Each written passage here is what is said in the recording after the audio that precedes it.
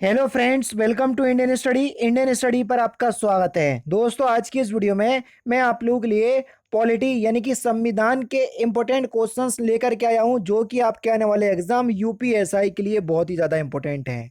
बार बार आपको चिल्ला चिल्ला कर बता चुका हूं कि पॉलिटी एक बार कंप्लीट कर लो, और कंप्लीट मैंने करवा भी दी है।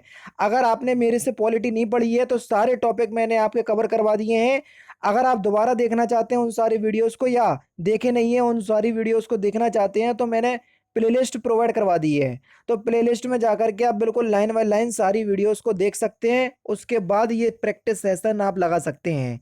500 टॉप मोस्ट इंपोर्टेंट क्वेश्चंस की सीरीज चला रहा हूं, जिसका पार्ट फर्स्ट है ये। पूरे 500 क्वेश्चंस होंगे आपके पॉलिटी के। जैसे ही 500 खत्म हो जाएंगे, अगले 500 लेकर के आ जाऊंगा। प्रत्येक वीडियो में 25 क्वेश्चंस कवर किए जाएंगे, इस बात को ध्यान रखिएगा। पहला क्वेश्चन आपके सामने के निम्नलिखित में से भारतीय संविधान का अध्यक्ष कौन था? ये पहले का पहला क्वेश्चन है और पहले का दूसरा। जब आप इन दोनों क्वेश्चंस को कर लोगे, तब जाकर आपको एक एक क्वेश्चंस माना जाएगा। ऐसे क्वेश्चंस आपके यूपीएसआई में पूछने की संभावना है। तो आपका सही आंसर क्या हो जाएगा सर? डॉक्टर राजेंद्र प्रसाद। निम्नलिखित में से भारतीय संविधान का अध्यक्ष कौन थे? तो आपका सही आंसर हो जाएगा, स्थायी अध्यक्ष की बात करें तो ये डॉक्टर राजेंद्र प्रसाद जी थे। प्रसाद जी थे, पहला ही ऑप्शन करेक्ट। शासन की एकात्मक पद्धति का लाभ है। शासन की एकात्मक पद्धति का लाभ है, इसका अर्थ क्या है? इसका अर्थ यह है, अगर किसी भी राज्य में एकात्मक पद्धति है तो वह गणराज्य कहलाएगा। दूसरा ऑप्शन जो है वो आपका बिल्कुल क्या हो जाएगा सर? करेक्ट हो जाएगा। राजनीति या राजनीतिक समता पाई जाती है कहाँ पर? राजनीतिक समता कहाँ पाई जाती है? तो आपका सही आंसर क्या हो जाएगा? सार्वभौमिक वयस्क मताधिकार में, यानी कि दूसरा ऑप्शन बिल्कुल करेक्ट हो जाएगा। निम्नलिखित में से किस देश का अलिखित संविधान है? सिंपल और इंपोर्टेंट क्वेश्चंस। आप सभी लोग जानते हैं कौन से देश का अलिखित संविधान है। यूके यानी कि यूनाइटेड किंगडम, जिसको हम ब्रिटेन भी कहते हैं। दूसरा ऑप्शन यहाँ पर आपको बिल्कुल करेक्ट हो जाएगा। नेक्स्ट क्वेश्चन, धर्मनिरपेक्ष राज्य किसे कहते हैं? जल्दी बताओ, धर्मनिरपेक्ष राज्य किसे कहा जाता है? तो धर्मनिरपेक्ष राज्य उसको कहते हैं जिसका कोई अपना राज्य स्तर पर धर्म नहीं होता है, यानी कि पहला ही ऑप्शन यहाँ पर आपका बिल्कुल करेक्ट हो जाएगा।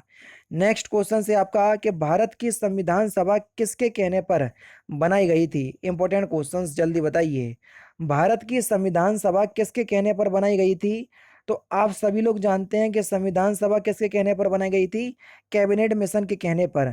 चौथा ऑप्शन यहाँ पर आपका बिल्कुल करेक्ट हो जाएगा सर। कौन सा? चौथा ऑप्शन यहाँ पर आपका बिल्कुल क्या हो जाएगा? करेक्ट हो जाएगा।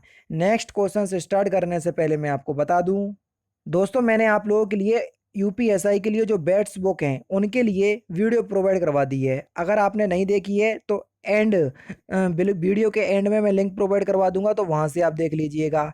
अगर आप भारतीय संविधान और मूल विधि तैयार करना चाहते हैं और यहाँ वहाँ भटकना नहीं चाहते हैं, केवल एक ही बुक में आपको वो समावेश मिल जाए जो आपके यूपीएसआई में पूछा जाता है और लास्ट ईयर पूछा जा चुका है, तो आपके लिए ये बुक है। इस बुक के खरीदने का लिंक जो है मैं डिस्क्रिप्शन में प्रोवाइड करवा दूंगा। ध्यान रखना, मेरा कोई फायदा नहीं होगा इसमें, नहीं तो आप सोचो कि सर का फायदा होगा इसलिए सर बोल रहे हैं। नहीं, ऐसा कुछ नहीं है। आप लोगों के लिए बहुत अच्छी बुक है। केवल 102 रुपये में आपको मिल जाएगी ये बुक। 102 रुपये, बिल्कुल चीपेस्ट बुक है, आप ये समझ लो। एक बार खरीद लो, मजा ना आए वापस कर देना कि अमेजोन के थ्रू हम खरीदवा रहे हैं आपको। 10-15 दिन की आपके रिप्लेस रिटर्न की वो रहती है पॉलिसी। नहीं आए समझ में, वापस कर देना, पैसे आपके पास आ जाएंगे, बस बात खत्म। अच्छी लगे तो आप रख लीजिएगा और अपनी मूल विधि और यूपीएसआई की तैयारी कीजिएगा। ठीक है, बुक के खरीदने का लिंक डिस्क्रिप्शन में आपको मिल जाएगा। नेक्स्ट क्वेश्चन से आपका कि भारत की संविधान सभा का अध्यक्ष कौन था? जल्दी बताओ। भारत की संविधान सभा के अगर हम अध्यक्ष की बात करें तो वो थे डॉक्टर राजेंद्र प्रसाद। दूसरा ऑप्शन यहाँ पर आपका बिल्कुल क्या होगा सर? करेक्ट हो जाएगा। नेक्स्ट क्वेश्चन, भारतीय गणतंत्र की यथार्थ संवैधानिक स्थिति 26 जनवरी 1950 को संविधान लागू होने के समय क्या थी? तो संवैधानिक स्थिति क्या थी? तो सही आंसर हो जाएगा, एक प्रभुता संपन्न प्रजातांत्रिक गणराज्य था, यानी कि दूसरा ऑप्शन यहाँ पर आपका बिल्कुल क्या हो जाएगा सर? करेक्ट हो जाएगा। ये धर्मनिरपेक्ष समाजवादी ये शब्द जो है वो 1976 में जाकर के जोड़े गए थे, अभी नहीं जोड़े गए थे। बात चल रही है 1950 की, जब संविधान लागू हुआ था तब जो संवैधानिक स्थिति थी वो प्रभुत्ता संपन्न और प्रजातांत्रिक गणराज्य था। दूसरा ऑप्शन करेक्ट है। भारतीय, ऐसे क्वेश्चंस आपके पूछे जाएंगे, बहुत इंपॉर्टेंट। यूपीएसआई लेवल की आपकी पॉलिटी चल रही है, आप लोगों को यकीन नहीं होगा, इतने इंपॉर्टेंट तरीके से मैं आपको, या इतनी मेहनत करके आप लोगों के लिए इंपॉर्टेंट इंपॉर्टेंट क्वेश्चंस लेकर के आ रहा हूँ, लेकिन आप लोग समझ नहीं रहे। केवल 500 लाइक का टारगेट रखता हूँ यार। वीडियो अच्छी लगी तो बस लाइक कर दो, और क्या करना है, कुछ नहीं करना है। पीडीएफ बिल्कुल फ्री में डिस्क्रिप्शन में टेलीग्राम चैनल का लिंक दिया हुआ है, वहां पर मिल जाएगी। भारतीय संविधान के आर्टिकल 1 में यह घोषणा की गई कि इंडिया अर्थात भारत जो है वो क्या है, तो भारत जो है वो राज्यों का संघ है। भले ही चाहे अनुच्छेद 1 ले लो, चाहे अनुसूची 1 ले लो, चाहे भाग 1 ले लो, सभी में यही बात की गई है कि भारत जो है वो राज्यों का संघ है।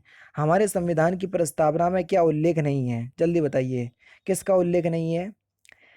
न्याय का, भ्रातृत्व का, प्रतिष्ठा की, समानता का, या वयस्क मताधिकार का? इसका उल्लेख नहीं है प्रस्तावना में, वयस्क मताधिकार का। चौथा ऑप्शन करेक्ट। सरकार की निम्न प्रणालियों में से किसमें द्विसदन पद्धति का एक अनिवार्य लक्षण है, जल्दी बताइए। द्विसदन प्रणाली, तो सही आंसर हो जाएगा संघीय प्रणाली। तीसरा ऑप्शन बिल्कुल करेक्ट। भारतीय संविधान कब अपनाया गया?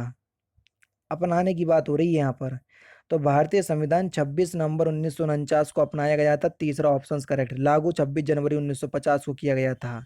जनमत संग्रह संग्रह तथा उपक्रमण कराया जाता है, जनमत संग्रह तथा उपक्रमण कराया जाता है स्विट्जरलैंड में। चौथा ऑप्शन बिल्कुल करेक्ट है। नेक्स्ट क्वेश्चन से आपका कि भारतीय संविधान इतिहास में 26 नवंबर 1949 को एक महत्वपूर्ण दिन है, क्यों? क्योंकि इस दिन क्या हुआ था? इस दिन भारतीय संविधान जो है वो अंगीकृत किया गया था। दूसरा ऑप्शन करेक्ट। भारतीय संविधान लागू कब हुआ? सिंपल क्वेश्चन हैं। तो भारतीय संविधान आप सभी लोग जानते हैं 26 जनवरी 1950 को लागू हुआ। पहला ऑप्शन से यहाँ पर आपका बिल्कुल क्या हो जाएगा सर? करेक्ट हो जाएगा। नेक्स्ट क्वेश्चन से आपका कि समाजवादी चिंतक निम्नलिखित में से किस क्षेत्र में समानता के अधिकार को बढ़ाने की वकालत करते हैं, जल्दी बताइए। तो समाजवादी चिंतक निम्नलिखित में से किस क्षेत्र में समाज समानता के अधिकार को बढ़ाने की बगावत करते हैं या वकालत करते हैं? तो सही आंसर हो जाएगा आर्थिक क्षेत्र। दूसरा ऑप्शन करेक्ट। भारत एक धर्मनिरपेक्ष राज्य है, इसका मतलब क्या है? भारत एक धर्मनिरपेक्ष राज्य है, इसका मतलब क्या है? कि इसका मतलब है कि भारतीय राज्य किसी निश्चित धर्म का समर्थन नहीं करता। चौथा ऑप्शन यहाँ पर आपका बिल्कुल क्या हो जाएगा सर? करेक्ट हो जाएगा। संविधान की प्रस्तावना में भारत को क्या कहा गया है, जल्दी बताइए। संविधान की प्रस्तावना में भारत को क्या कहा गया है? तो भारत को समाजवादी लोकतांत्रिक धर्मनिरपेक्ष गणराज्य कहा गया है, यानी कि दूसरा ऑप्शन बिल्कुल करेक्ट हो जाएगा सर। भारतीय संविधान किसके द्वारा स्वीकृत किया गया, जल्दी बताओ। भारतीय संविधान किसके द्वारा स्वीकृत किया गया? तो आपका सही आंसर क्या हो जाएगा? भारत की जनता के द्वारा। चौथा ऑप्शन बिल्कुल करेक्ट हो जाएगा। भारत की संप्रभुता किस में निहित है? भारत की संप्रभुता किस में निहित है? तो किस में निहित है? भारत की जनता में ही। चौथा ऑप्शन यहाँ पर आपका बिल्कुल करेक्ट है। शब्द धर्मनिरपेक्ष भारत के संविधान की प्रस्तावना में जोड़ा गया था। इसके विषय में निम्नलिखित में से कथनों पर विचार कीजिए और कौन से कथन जो है वो सही है, ये आपको बताना है। शब्द धर्मनिरपेक्ष जो है ये 1976 में जोड़ा गया था, बिल्कुल 1976 में ही जोड़ा गया था 42वें संविधान संशोधन के तहत। तो पहला तो आपका बिल्कुल ठीक है। उसके बाद यह 44वें संविधान संशोधन के द्वारा जोड़ा गया? नहीं भैया, ये 44वें संविधान संशोधन के द्वारा नहीं जोड़ा गया था, ये 42वें संविधान संशोधन के द्वारा जोड़ा गया था, ठीक है। उसके बाद देख लीजिए, वो जो कह रहे हैं यह 42वें संविधान संशोधन के द्वारा जोड़ा गया, बिल्कुल ठीक है। ये पहला और तीसरा तो 100% ठीक है, ठीक है। ये मूल प्रस्तावना में था? नहीं था मूल प्रस्तावना में, तभी तो जोड़ा गया। अगर मूल प्रस्तावना में होता तो क्यों जोड़ा जाता? तो पहला और तीसरा सही है। तो दूसरे ऑप्शंस में दिया सर, पहला और तीसरा बिल्कुल ठीक है। संविधान के अंतर्गत भारतीय लोकतंत्र के आदर्शों को हम कहाँ देख सकते हैं? तो कहाँ पर देख सकते हैं? तो आपका जो सही आंसर हो जाएगा वह हो जाएगा प्रस्तावना में। पहला ऑप्शन करेक्ट। मौलिक कर्तव्यों की प्रकृति कैसी है, जल्दी बताओ। मौलिक कर्तव्यों की जो प्रकृति है वो कैसी है? सकारात्मक होगी भैया, पहला ही ऑप्शन करेक्ट। और ये भी मूल संविधान में नहीं थे, जब हमारा संविधान बना था तब मौलिक कर्तव्य शामिल नहीं थे। इन्हें भी 42वें संविधान संशोधन सरदार स्वर्ण सिंह समिति की सिफारिश पर 1976 में जोड़ा गया था, ठीक है। तो ये भी याद रखना। संविधान की प्रस्तावना जिसे हम प्रेम्बल कहते हैं में भारत को निम्नलिखित में से किस रूप में घोषित किया गया। अभी हाल ही मैंने आपको बताया, वही क्वेश्चन रिपीट करके पूछ लिया गया है। भारत एक प्रभुत्व संपन्न समाजवादी पंथनिरपेक्ष लोकतांत्रिक गणराज्य है। तो तीसरा ऑप्शन यहाँ पर आपका बिल्कुल क्या हो जाएगा सर, करेक्ट हो जाएगा। संविधान बनाते समय निम्नलिखित में से कौन सा आदर्श प्रस्तावना में शामिल नहीं किया गया था, जल्दी बताओ। स्वतंत्रता था, समता था, न्याय था, समाजवादी। ये तो 42वें संविधान संशोधन के द्वारा जोड़ा गया था, जब संविधान बना था ये थोड़ी ना था। तो तीसरा ऑप्शन करेक्ट। भारत के संविधान में संघीय शब्द का प्रयोग कहाँ पर हुआ, जल्दी बताओ। तो भारत के संविधान में संघीय शब्द का जो प्रयोग है वो संविधान में कहीं भी नहीं हुआ भैया, ध्यान रखना। चौथा ऑप्शन यहाँ पर आपका बिल्कुल क्या है सर, करेक्ट हो जाएगा। और लास्ट क्वेश्चन से आपका कि भारतीय संविधान की प्रस्तावना में निम्नलिखित में से किस अभिव्यक्ति का प्रयोग नहीं किया गया है। तो इस क्वेश्चंस का आंसर आप मुझे कमेंट बॉक्स में बताएंगे, ठीक है।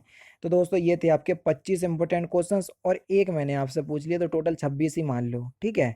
तो इस क्वेश्चंस का आंसर आप मुझे कमेंट बॉक्स में बताएंगे। वीडियो अच्छी लगी हो तो वीडियो को लाइक और शेयर जरूर कर दीजिएगा। 500 लाइक का टारगेट है। पीडीएफ डिस्क्रिप्शन में टेलीग्राम चैनल का लिंक दिया हो, वहाँ से आप प्राप्त कर सकते हैं। तो दोस्तों फिलहाल की वीडियो में सिर्फ इतना ही। अगर आपको वीडियो पसंद आए तो प्लीज़ दोस्तों वीडियो को लाइक कीजिए, शेयर कीजिए और साथ ही साथ हमारे चैनल को सब्सक्राइब करना ना भूलें, क्योंकि मैं रोजाना इसी तरह की वीडियोस आप लोगों के लिए लाता रहता हूँ। नमस्कार दोस्तों, जय हिंद, जय भारत।